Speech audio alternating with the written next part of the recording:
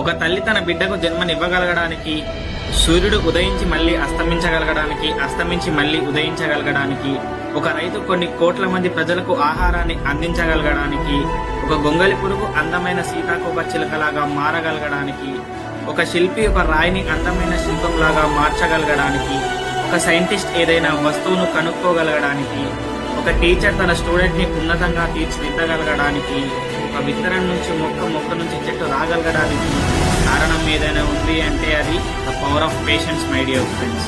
మీరు చేసే పని ఏదైనా సరే ఓపికతో చేస్తే మంచి రిజల్ట్సే వస్తాయి.